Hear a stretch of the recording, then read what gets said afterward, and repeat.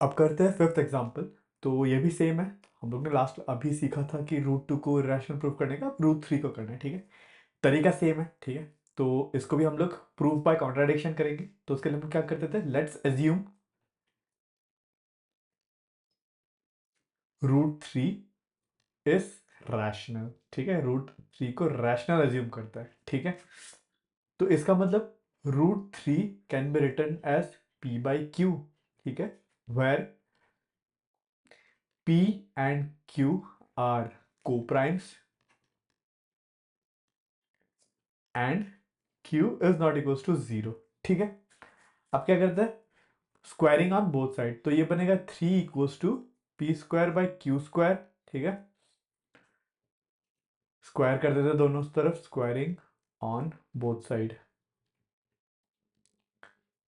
तो हम लोग नेक्स्ट क्या लिख सकते हैं, p square equals to three q square, ठीक है। अब p square equals to three q square ये दिखते ही हम लोग क्या कह सकते हैं, we can say that 3 is a factor of p square. Therefore we can say 3 is also a factor of p using theorem. अब थ्योरम ध्यान रखना कौन सा थ्योरम यूज कर रहे हो, यूजिंग थ्योरम 1.2, ठीक है। थ्योरम क्या कहता था, if p is a factor of a square then p is also a factor of a, ठीक। अब थ्योरम लिख लेना इधर पे, ठीक है। तो three is a factor of P. अब पी का थ्री फैक्टर होते हैं हम लोग, P equals to some three into some C, three into C कुछ एक नंबर लिख ही सकता है ना, क्योंकि थ्री अगर पी का फैक्टर है, थ्री इंटू कुछ ना कुछ नंबर हो रहा है, वो नंबर मैंने सी मान लिया, वो उस नंबर से मेरे को लेना देना नहीं है, ठीक है। अब मैं क्या करूंगा, इस पी का वैल्यू इस इक्वेशन में डाल दूंगा, ठीक है। तो क्या होगा देखो, अब मैं पी का वैल्यू इस इक्वेशन में डालता हूं तो क्या बनेगा, three c whole square equals to three q square. तो ये बनेगा nine c square equals to three q square, ठीक है। थ्री से ये थ्री टाइम्स कटेगा, तो ये बचेगा three c square equals to q square.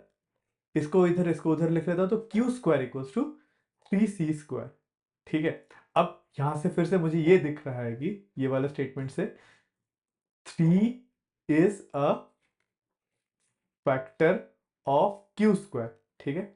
Same way में हम लोग ने ये भी बोल सकते हैं कि therefore three is also a factor of Q, ठीक है। अगर थ्री क्यू स्क्वायर का फैक्टर है तो थ्री क्यू का भी फैक्टर होएगा, ठीक है। अब देखो वही सेम बात, थ्री पी का भी फैक्टर है, थ्री क्यू का भी फैक्टर है। पर हम लोग ने तो एज्यूम किया था कि पी और क्यू क्या है, को प्राइम्स है, उनका कोई कॉमन फैक्टर नहीं है, ठीक ठीक है।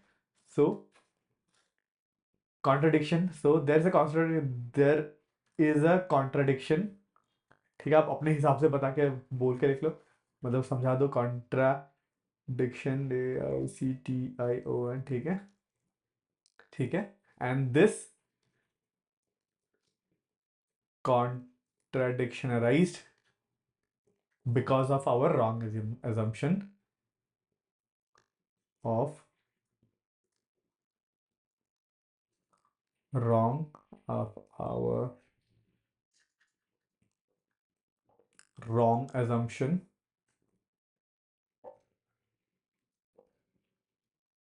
that root three is rational. हम लोग ने यही गलत एज्यूम करा ना, कि रूट थ्री रैशनल को एज्यूम करके ये सारा कॉन्ट्रडिक्शन निकला।